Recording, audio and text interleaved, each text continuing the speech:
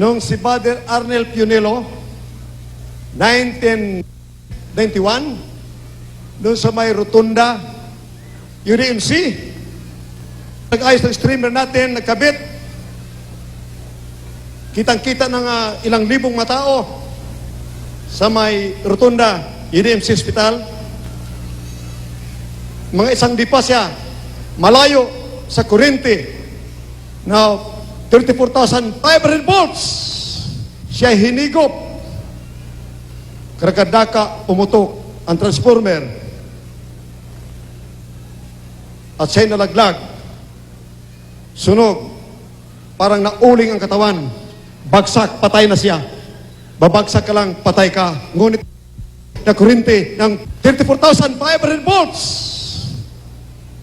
Bagsak. Nag-brown out. Sabi ng mga doktor, wala na, patay na yan. Tumawag sila, yung nagkabit ng mga streamers, mga 5:30 in the morning. Sinabi nila, mahal na pastor, patay na si Father Arnel Pionelo. Ako'y lumuhod. After 3 minutes, naging prayer, tumawag sila, mahal na pastor, umungol si Father Arnel, buhay na siya! Amen! Praise the Lord! Hallelujah!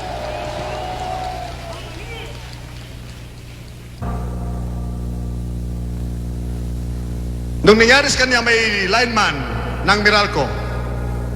Hinigip ng kuryente 34,500 volts, karakadaka, nauling ang katawan, naputol at nalaglag ang kalahati.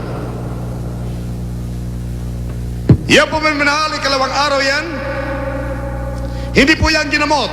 Sila Dr. Art Pilarta pumunta sa bahay po yan.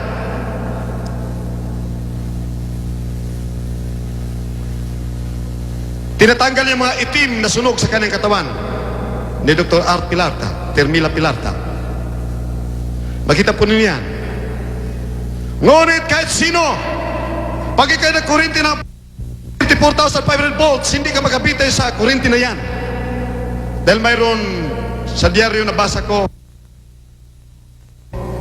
ng buso na empleyado doon sa Atip, siya po'y nakurinti ng 220 volts, karakadaka namatay. Si Father Arnel po ay talagang nahulog, ulo ang una, talagang namatay. Nung kami po'y nalangin, binuhay ng Panginoon.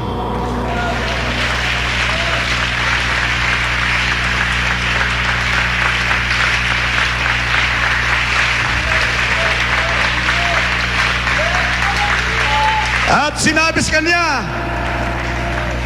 dahil ayaw niya balik dito sa lupa, amin mahal, ang kanyang kaluluwa nandun na sa langit.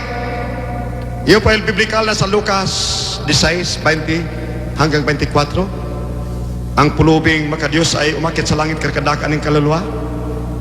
Sinabi naman Panginoon, bumalik ka sa lupa. Sabihin mo sa kanila, ako'y nalulugod sa inyong ginagawa. At nakita niyo mga anghel nagpupuri sa Diyos. Na mayroon pa siyang mga kanta na rinig na ating kinakanta rito. Pero nandito po siya sa studio. Kindly, si Father Arnel, dahil ngayon po ay naglalakad, buhay na buhay, dating patay na. Praise the Lord! Father Arnel Pionelo. Hallelujah! Praise the Lord!